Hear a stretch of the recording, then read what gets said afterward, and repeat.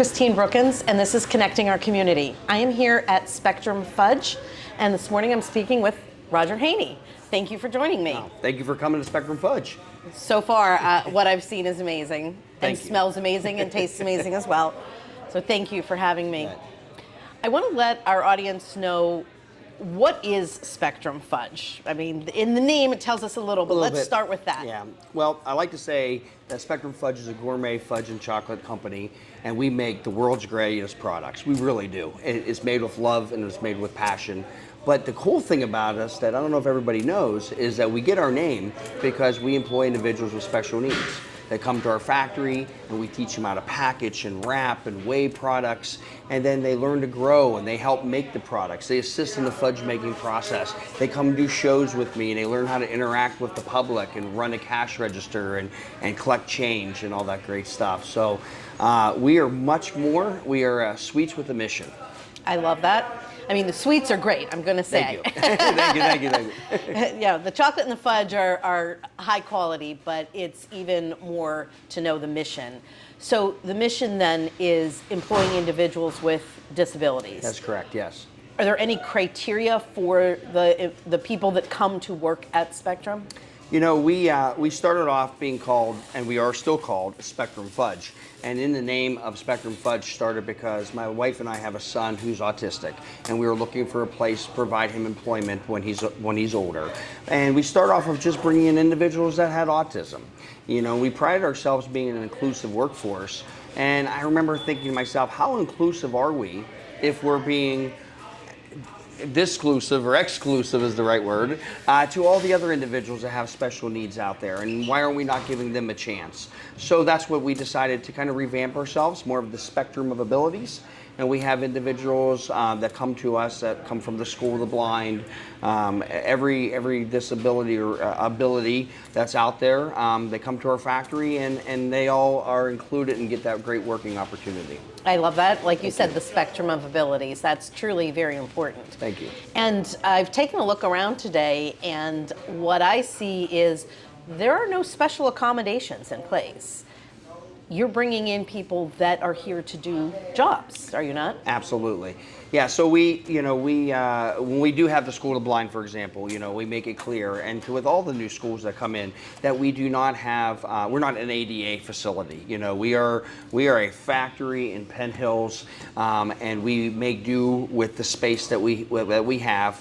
But we try to be clear of our spaces and make sure that egress is followed, and we give the adequate space for those individuals that need that space. We have a ramp because we've had individuals come in with a wheelchair before. Okay. So they are able to come to our facilities as well. So, but our goal is not to make it a sheltered environment. It's really to promote a working environment and give them the necessary skills and tools they need so they can move on and be successful. Because our ultimate goal isn't necessarily for them to stay at Spectrum Fudge. We want them to get these skills that they may otherwise not get in the real world, teach them those skills and abilities, and have them move on and grow and do what they really want to do in their life. Absolutely. Transferable skills Absolutely. that they can take on to other jobs. So you mentioned the School of the Blind and some other schools. You have partnerships with a number of schools. That is correct, I do. How does that work? So part of what I like to do is I like to reach out to the school districts. Some of it's word of mouth, some of it is just by accident being at shows and people coming by, like an arts and crafts show, and they come and they to our table and they say, hey, I'm a teacher at so-and-so, and do you do field trips, and stuff, and interactions like that. Sometimes it's a little bit more driven or purposeful. I reach out to those schools and try to have them come to our factory. So it's got a combination of ways, Okay. But I'm happy to say we probably have hit 15 different high schools now in just Nice. over 3 years. Usually any given semester we have about 9 to 10 schools. We have a schedule now. This semester was the first time that we really had to get this detailed. We have a Monday through Friday schedule broken out where we sometimes have 2 or 3 different schools coming in on the same day. So last year in 2023, we were able to have close to 70 different individuals come and do at least one shift with us as we counted back all the schools and all the students. And that's not counting the individuals that we employ as well. So let's take a step back. You mentioned teachers will ask, do you do field trips? So do you? We absolutely do. Sometimes they come just for one day, for 1 hour or two. Sometimes they bring a large group and it's more just observing and interacting, you know, because 3,000 square foot factory isn't large. It's not tiny, but it's not, it doesn't take you all day to walk through the factory. However, what we do is we have them come in, we try to have them in smaller groups, we break into smaller groups, we have them come in and really try to get their hands involved. They come in, they wash their hands, they put their hairnet and apron on, and they go out and they actually get to experience what a day in a life would be at Spectrum Fudge. So I definitely welcome that to any school or organization that would want to come in for a tour. That's awesome. Thank you. Regardless of ability, we all need to know what it's like to get out in the world and do a job before we're thrown into the world Absolutely. to do it. Yep. So I think that's great. And then with all these different schools, you talked about the schedules. So you have individuals that come in and are actually working here. Are these all employees? There are a combination of students and volunteers that come in. There's a combination of students that are employed through various government programs that they are compensated from the state. And then there are individuals that we compensate as well that we actually have employees. Currently about 33% of our workforce at Spectrum Fudge are individuals with special needs. And that number keeps growing and we're ready to make our third offer in the last 60 days. So I love that. We're gearing up for the big holiday season ahead. Well, and I can imagine that you really do need to Yes, gear up for that. absolutely. I know just in the space that I'm seeing, you have some supply on hand. Yep. But when you hit the holidays, I'm quite sure Yeah, you need. it's kind of all hands on deck, for Right. sure. So you indicated that the students will come in and work in shifts. So this is vocational training for them. Absolutely. And they will come in and learn what types of jobs are they doing? Are they making fudge? Are they eating fudge like I would? What's happening? Yeah, that's all of that is part of it, right? So when they come in, you know, like any new job, right? For any of us, we start off and we try to learn the basics, right? You try to understand what the job description, which we create for these individuals, what are they doing? What is a day going to be like? And a little bit of that is obviously observing the process being completed. And then from there, it's just like any job. The individuals that show initiative, that work hard, that want to grow, we have a career ladder in which my business partner, Scott, I'm sure will speak to. And that was his idea. He kind of came in with the idea of starting it where those first day skills are the packaging. It's getting familiar with the product. It's understanding this is an Oreo, and we put 3 of them in a bag.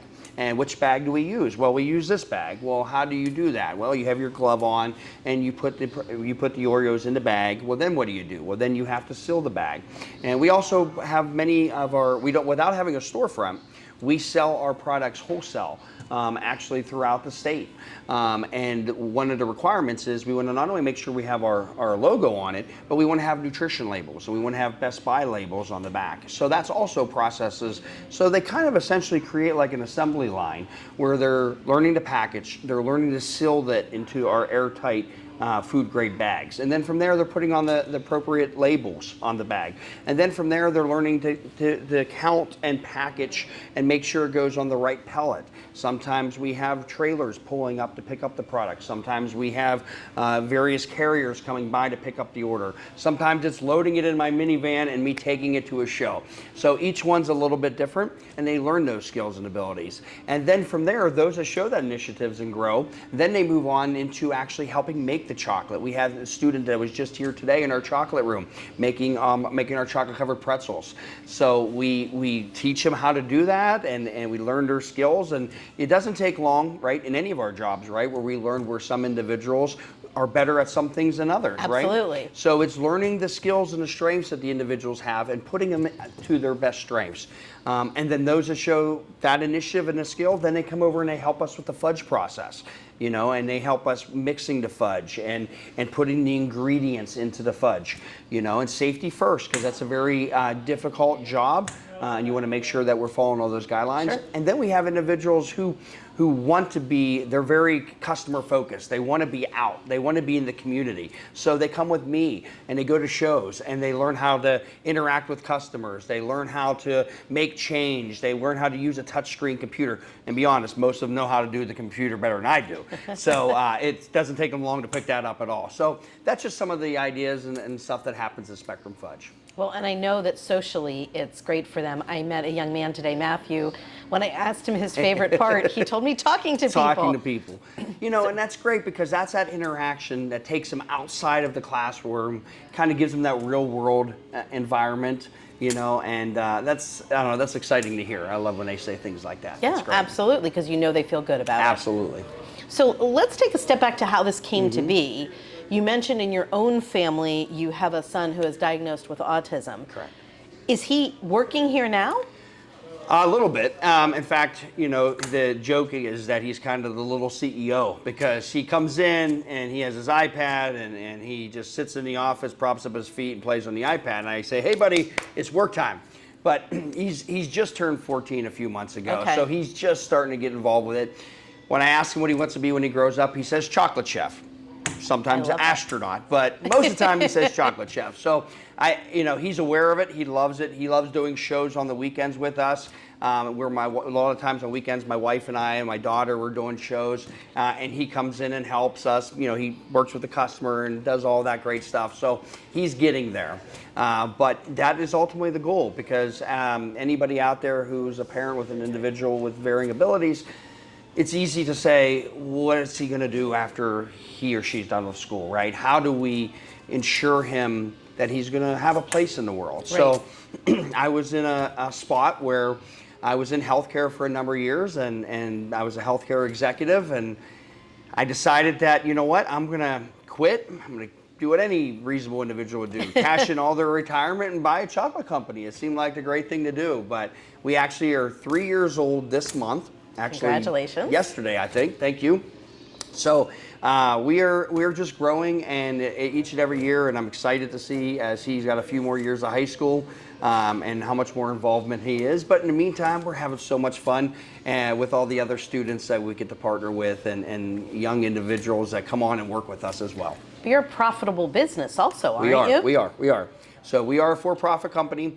We are a for-profit social impact company is how I like to describe it, because we have to provide more opportunities, more labor a lot of times to perform the task, because we may need to make sure we have that supervision, that things are done to the level standard. At the very beginning I mentioned that, you know, I believe that we have the world's best chocolate and fudge. Well, in order to keep that reputation, we need to make sure we have a certain quality.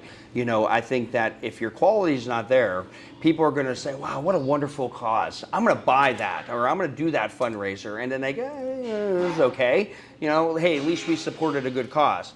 That's not what we want. We want them to say, wow, what a great cause and what a great product. So our goal was to make sure we maintain that level of quality that keeps customers coming back. Well, I can tell you it works. My first interaction with Spectrum, I received a gift. And it was so good. And I was like, wait a minute, let me check this out. And then you and I met when you were doing a vendor table at an event. And we've talked since then. And I also have to say a big thank you, because you contributed a basket for a fundraiser that I was sponsoring. And I can tell you that was a very popular basket at that fundraiser. Oh, I'm glad to hear. But I do think what you said about the product quality is really important, because we all want to do good things. Right. But for it to be a sustainable business, it has to be good quality. Absolutely. And if you're not a sustainable business, you might be helping a handful of people, but it's not a long-term big impact. Exactly. So I like that you're actually producing high-quality product. Now let's talk about how people obtain the product. We are in your factory in Penn Hills, but there's no storefront here. That is correct. So how would someone obtain Spectrum Fudge so that everyone out there knows how wonderful the product is? Well, I would say the first thing, the easiest thing to do is go to our website, spectrumfudge.com. We ship all over the country. In fact, we've just hit our 43rd state this past week. We made it to Hawaii. So we're getting there. The goal is to finish off these last 7 here shortly. In addition to that, though, we wholesale around the area, including a couple places out in Philadelphia. So we are growing statewide. That's awesome. And on our website has those store locations. So you could be on there looking and find a store near you that's closer. And instead of shipping, you want to go in and actually look at the product and purchase it in person. So that's definitely a way. And then also we're always out in shows. So we do shows. We do a lot of youth sports events. We do stuff at the convention centers in and around Pittsburgh. And we do a lot of the fall festivals as well. So on our social media, you always see where we're going and what's coming up ahead. That's great, because you're all over the place, and we can always make sure we have our supply of fudge. So let's also talk a little bit business-wise. You know, that incredible story that you cashed in your retirement to do this. But your family purchased this business, right? Correct. Now, was it already a fudge business, or this was a new idea? How did that come to be? No, it was a fudge business. Okay. So I was fortunate enough to meet an individual. Him and his wife were getting ready to kind of scale back a little bit, closer to retirement. So purchased their company. From there, we've grown it. We've added new products and new ideas, and trying to take it to that next level, because it's about getting the word out. And I want to make sure that the bigger we get, the more opportunities we are helping individuals that need it. Sure. So that's how we got started, and then from there, my wife and I added on 2 business partners, which are like family to us. And both Scott and Brandy, so together the 4 of us are the owners of Spectrum Fudge, and it's the Haney Hershberger candies, and we work together as a team, and he's the one that really makes all the magic happen here in a day-to-day operation perspective, while I'm out in the community trying to grow the business. Well, and I think you need both. He's the candy maker. Absolutely. And you don't want me making. I've done it. Can say I can do it, but it's definitely a step above whenever we were able to bring Scott on board. That's awesome. Yeah, thank you. So, in addition to the students that come in and help in the facility, how many employees do you have? So we have about 7 right now. Okay. And most of them are part-time employees. So we're just trying to, and really, like I said, we just grown with 3. So we are really starting to grow.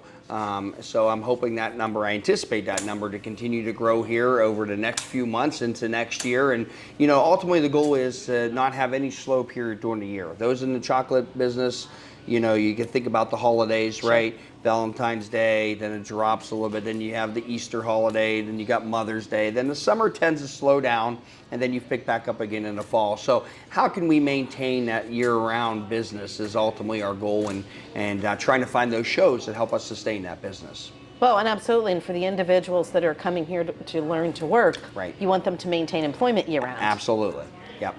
So that really is awesome. Thank and you. We've talked about, you said 70-some people that have come through here? Yeah, in 2023, there were over 70 individuals that came in, and they had worked shifts. A lot of them were volunteers, a lot of them were students.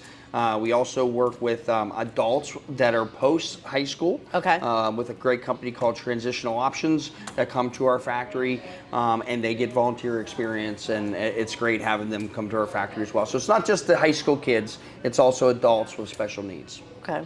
And I'm going to turn a little bit, because you and I talked about part of the reason to do this is you were looking forward because there aren't a lot of such opportunities, right? Exactly. Yep. So when we look at statistically the employment rates and things like that, what has been your experience with the people that need to come and find a position like this? Yeah, it's sadly only about 1/3 of the individuals that have disability actually has employment. So we continue to look to how can we increase that, get more people out there to have the job and have, so that they can move on and do other things in life. Sure. And that's the ultimate goal. So it's increasing that. It's trying to get them out there to give them the necessary skills so they can move on, because you're starting to see coffee shops pop up around the area with similar themes and those sort of mission-driven companies, which is wonderful, but there's still not enough out there. So, absolutely. I always think, from my background in healthcare, I was in operations and human resources for a number of years, and we talk a lot about the job shortages in the country and where people are going to find work, right? Is there enough workers out there? And I talk with some former colleagues of mine, staffing is the biggest frustration they have, and I don't have that worry. I never have to worry. I have as many individuals that are looking for opportunities, and I just wish that more employers would stop for a second and realize that these are valued employees that just want an opportunity, and you'll find that they're happy, they're excited to be there, they're Yes. always punctual, they're motivated, and that dependability factor is, I don't know, it speaks for itself. So I think employers out there should really rethink the way they do certain things, and I think there's a huge untapped workforce out there that has a lot of potential that employers should really look into. Well, you mentioned that only about a third of the disability population is actually employed, and I recognize there are folks that just do not have the ability to work, and that's true. But for far too many, they're either unemployed or underemployed because there are not opportunities like you have here. Correct. And what you were describing is just the approach toward work, and they like it, and they want to do it, and they're punctual. Wouldn't every employer want that in all of their employees? And everybody just wants to feel valued and appreciated, right? And I think giving these individuals that opportunity, it's such a wonderful thing, and it's a huge asset for us. And like I said, I really encourage other employers to take full advantage of that opportunity. And the other thing that people don't know is there's a lot of state programs out there that can assist employers on the job training and everything. So contact your local OVR and CareerLink centers out there, because there's grant opportunities, there's opportunities out there to bring these individuals in and provide them that work experience. So it's a win-win-win for everybody involved. Well, and a lot of these individuals start with a job coach that may be through OVR. Absolutely. But once they're coached and learn, then they can go out on a job independently. Absolutely, and that's the goal. It's to be able to have them independent in the workforce, and then to grow their career wherever they want to do. Well, and hopefully for your son, that's as the chocolate chef, Yes. that he'll get in here and get right. more involved as he gets older. Yes. It may be a sustainable job for him as he ages out of school. Absolutely, yeah. So I think that is wonderful, and I know that it comes from a heart piece. It comes from your own family, but you're doing good for so many people through Spectrum Fudge. Well, thank you. Yeah. I love it. I don't feel like I work a day in my life, and I guess that's what it's all about. So, And you've been around, how long has Spectrum Fudge been around? 3 years. 3 years, okay. So do you have any of your employees that have been with you for the entire time? We do. Well, about 6 months in. Okay. So John Barner, he is, I can't say enough about John and how he's grown. And he does a little bit of everything. And he actually went and picked up an order for us today too. So he is, you'll have an opportunity to meet John, and you'll see what a wonderful young man he is. And he actually went and got an associate's degree in culinary arts from Bidwell Training Center. So, that's amazing. And he's Serve Safe certified and all that great stuff. And let me tell you, he's Serve Safe certified. He holds everybody, and myself included, accountable in this factory. I love it. Where's that apron come from? Did you touch any nuts with that? That needs to go in a hamper. I mean, it's always by the rules, as it should be. And very happy to have John on our team. Well, hopefully I get a moment to talk to John. I've seen him at work. Yes. He was in there stirring fudge a Yes. little while ago. But that's amazing that he's been Thank with you. you so long, and he seems to like it, so we'll hear what he has to say. And I really I know I'm going to get an opportunity to speak with Scott and learn more about the career path, but is there anything that you want to share with our audience about your mission and what you would want people to know about Spectrum Fudge? Well, Spectrum Fudge is a family company that it was started for all the right reasons, that now has grown into a company that welcomes and has an inclusive work environment, a safe and friendly environment for everybody that is around the greater Pittsburgh area, that has varying abilities, that just wants an opportunity, that just wants a chance. We are only one company. And there's a lot of individuals out there, and we can't help everybody, but we want to continue to grow. The bigger we get, the more opportunities. We do fundraising, 40% back to the organization. We do corporate gifting. We're just trying to put our name out there. So think of us whenever you think about your chocolate needs as the holiday season is coming. Think about us when you're thinking about fundraising and, I can't sell one more hoagie. I got to do something different. Think about us, because we're making a difference. You're helping us make a difference, and you're going to like our products too. So come check us out.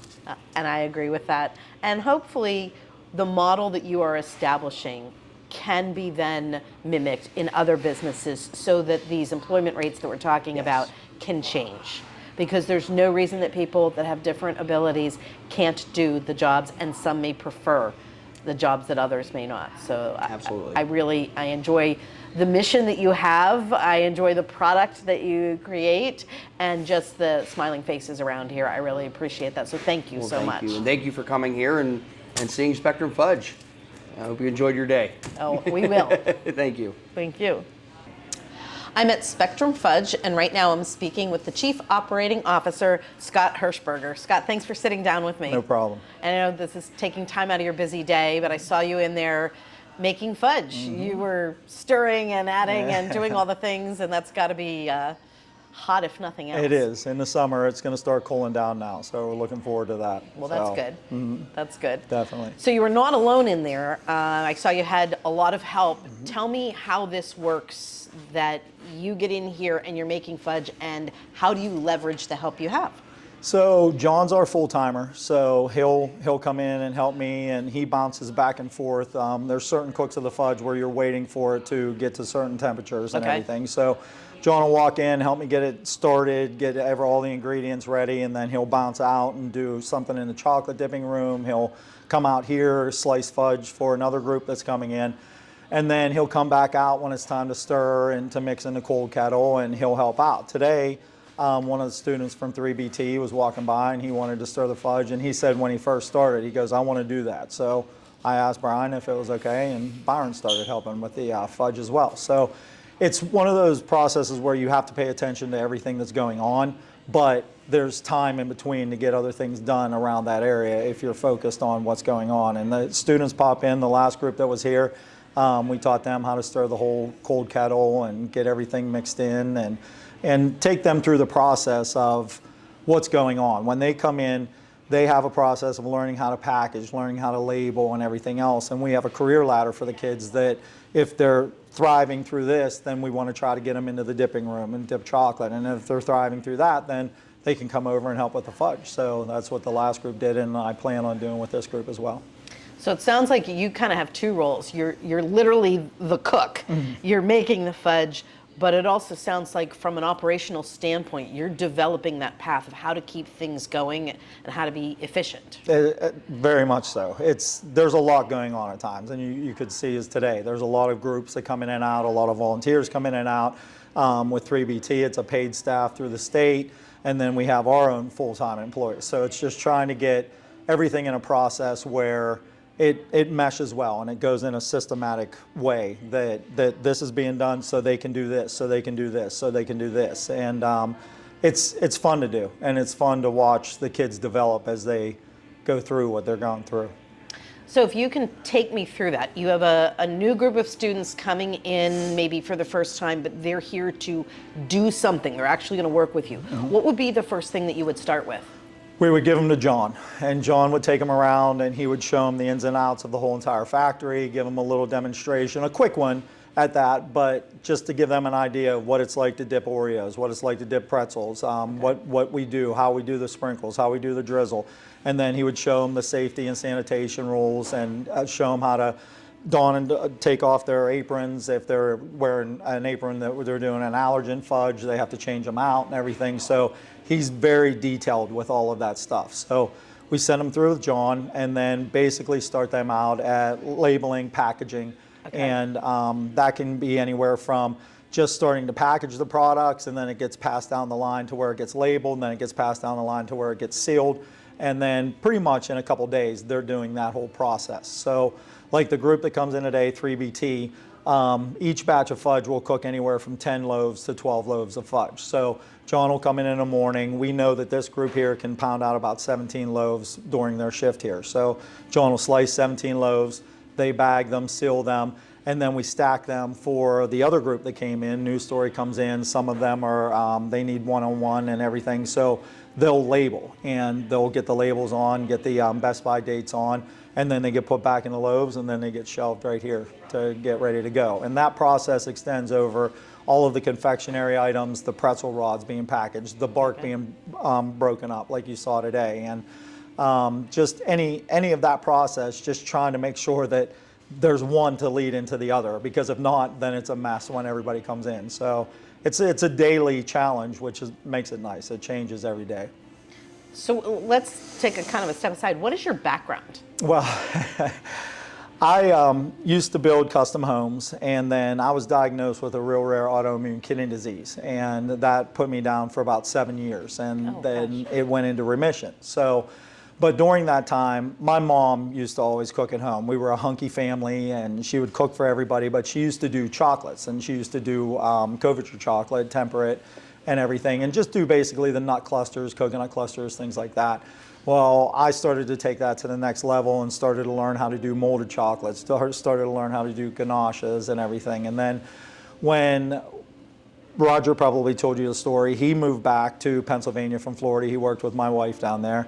And then we moved back, I think 3 or 4 years later, went out to dinner with them, and he found out what I was doing at home, and he told me about the fudge company, and he goes, just come in and see what's going on, if there's anything I can change, the process or anything else. And I told him, absolutely not. I want nothing to do with it. So we talked beyond that point for a few months, and he would ask here and there, and I said, okay. I said, I'll come in, and this was last October. I said, I'll come in and check it out, see what's going on.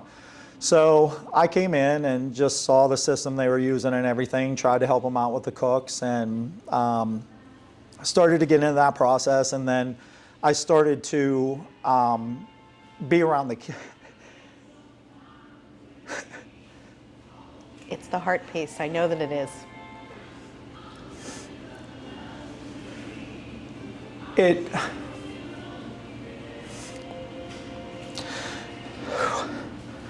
It wasn't expected with the kids to see them in their element, doing their thing.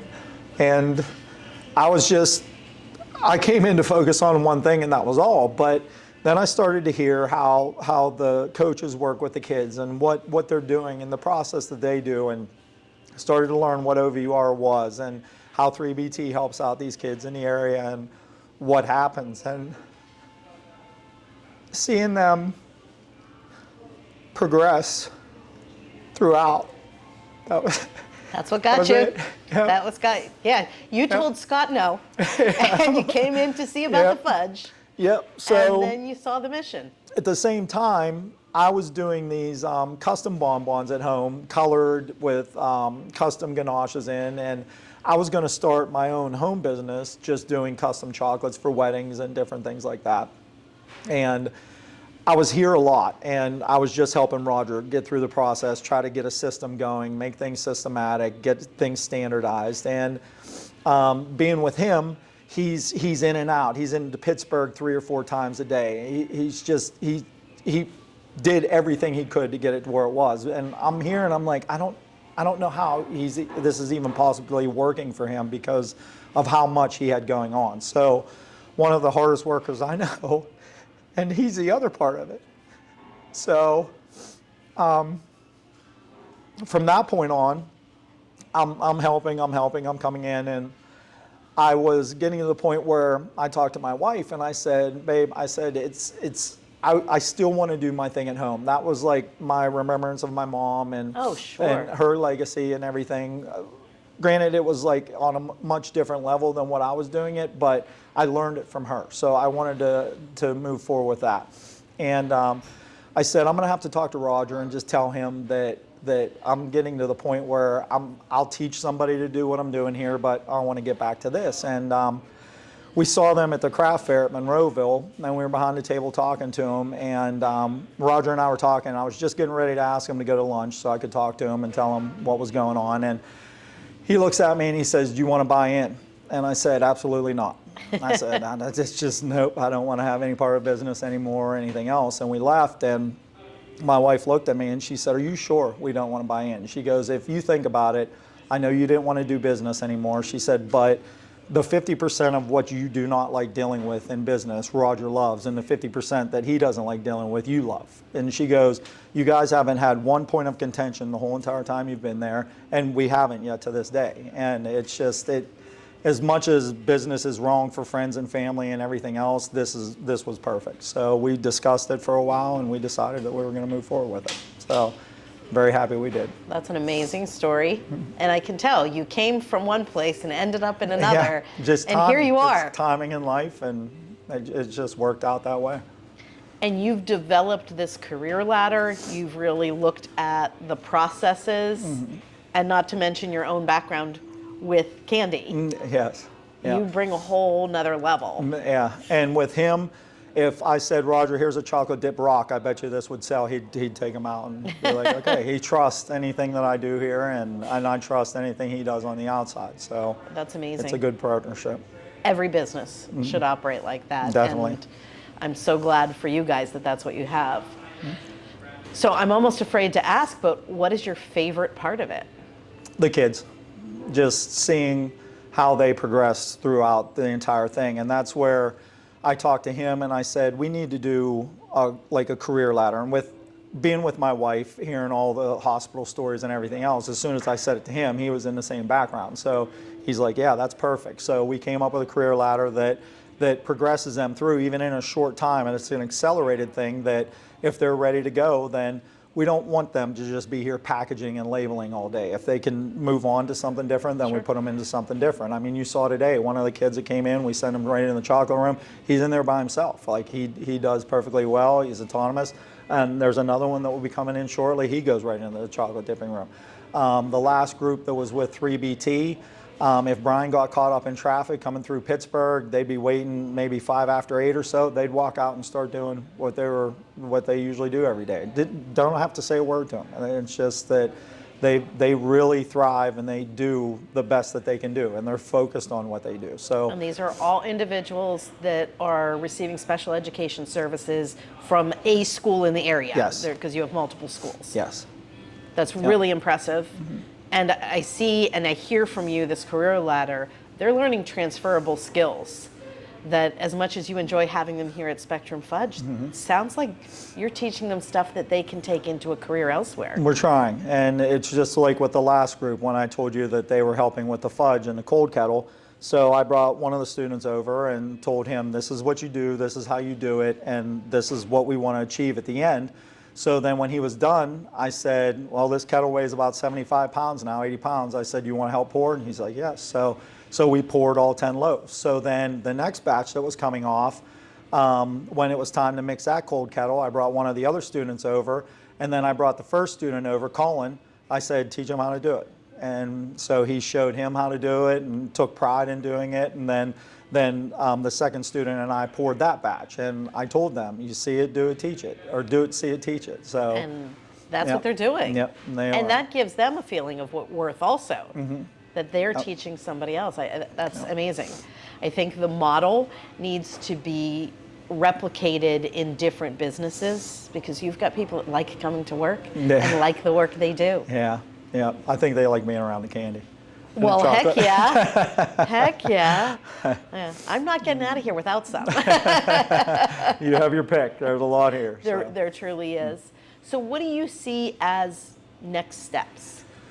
Next steps, we want to go automated. We're basically at our capacity what we can do because everything is handmade. The fudge is still going to remain handmade, but with the automation, there's a lot more that the students could do with enrobers, with packaging off of the machines, and a consistent standardized process where they can come in consistently and do this and get used to how to be around equipment, how to use equipment, and reach the volumes that we have in demand right now. That's some of the problem that we have. We have a lot of demand coming in, and it's hard to keep up with what's coming in because every single thing here is handmade. So it's hard to keep up. So that's our vision for the future, is to get more machinery in and get more students in. I mean, we're taking on another group here shortly. We were talking to one of the groups yesterday, and they said that they would like to bring other people in and bring them in. We'll make more space and we'll figure it out. And then I found out that there's a lot of kids at the schools that really can't come out or can't come here. So I talked to one of the coaches from one of the schools, and what we did with them is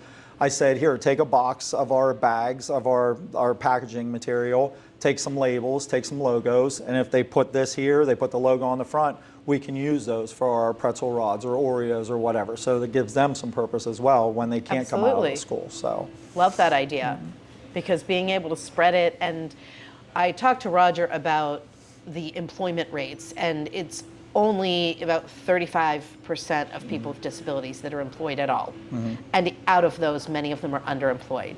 So what you're doing and the efforts you're taking to reach more people, to teach more skills, is really going to help to improve those employment rates, because many people with disabilities absolutely can work a job where they're, No, what we said, and we see it every day. And like I said, it's just like all of us. You find the right thing for the right person, and they thrive with it. So it's what we need. It's what we need in business. So. And I love that you can approach it that way from a business standpoint, but the heart is still there. You didn't come from a background of working with kids with disabilities. No. My wife and I don't even have children, so it was. So it's very different. Yes. Yeah, and that was the unexpected part. Very unexpected part. Oh, absolutely. You don't know it. You don't expect any involvement with it, and it gets you. It does. I understand it. Yeah. Well, I appreciate you sharing all this with me, because my goal is that I am finding resources and I'm sharing those resources with the disability community. And right here at Spectrum Fudge, you are such a resource when it comes to learning about employment and how to do these things and what to do and the manner in which you develop that career ladder. That is something that other businesses should model. No, so I appreciate really am glad that you've shared this with me today. Thank you so much. Thank you very much. Awesome. Thanks. I'm at Spectrum Fudge, and I now have the opportunity to speak with chocolatier John Barner. John, thanks for joining me. It's such a pleasure to be with you. So I love that I'm able to be here in the factory and see a lot of the things you do, but I understand you were, what, employee number one? Yes, I am actually the first full-time employee that has been here for a long time. I've been here for like possibly 2, maybe 3 years, 2.5 possibly, but it's getting there. So you're here, you're stayed, you must enjoy it. But I would imagine you describe yourself as autistic, you have an understanding of what that is like. You may have a better understanding than even Roger or Scott, because you live the life every day. Well, sometimes I do, but I try not to make it go out of the way on anything. And that's fair. So tell me about some of the things you do. What do you enjoy the most? Ooh, there's a bunch of things. I enjoy doing dipping into the chocolate room. Mostly doing cooks in the fudge room. That was back there. And what else? Slicing down the fudge, because it's very nice to see all this kind of stuff. Just kind of like whenever you slice it down, it's nice, good and clean, it's smooth. But sometimes it may be a bit rough when you chop it, but it's really nice. So you've probably done every job there is to do here. Yeah, and from cooking down to cleaning, eating, as well as taking care of the trash. Well, it's got to be done. Somebody's got to do it, right? Somebody has to. I understand that. And you interact with the other students that come in. Yes, sometimes they will come to me, or they will come over to Scott or to Roger for help, or to sometimes their coaches or people that are like higher than them, like their teachers. Like they'll go towards them instead of like going to like one of us. Okay. But it's also very nice of them to ask us questions, because there was something that they do not know about, that they just do not really know about. Like there have been times where we would have some of our. May I grab one of these? Sure. Real quick. All right. So you know how we always have like these. You have like nutrition this, labels. Yes. The nutrition labels. So there would be times where when I would look around, I would sometimes find them upside down. Like this would be like Facing the other yeah. way. But I ain't going to judge on that, because they're still students. They stay for like maybe like a couple of weeks. Okay. Weeks at first, so they won't be like as advanced as I could be, because I've been here for like 2 years. Yes. So You have a lot of experience. yes. So you've been here for 2 years. What do you want to do in the future? Well, possibly stay here, because I feel like this place is booming up pretty nicely. We have a map that's in the fudge room that actually has all the orders that we've been getting from every different state that we've gotten. We've possibly gotten around like 40 of them right now. That's amazing. So you've been a part of that for the last 2 years, about every step of the way, from making the fudge to packaging it, to helping the other students that are doing it, and tracking that fudge has made it to over 40 states in the United States. Yeah. Well, sometimes Roger puts it on, but sometimes I do. We recently got Hawaii, so. That's a big plus. We'll take that one. That's the farthest that we've gotten so far. Well, unless we get Alaska. You never know, it could happen. Yeah. We'll track that in the future, and you'll be here to know if that happens. You can let us know. Yeah. Well, I appreciate you sitting down with me and letting me know about Spectrum Fudge, and I hope that when I come back in the future that you're still here, because I'm sure there's more of a story to tell.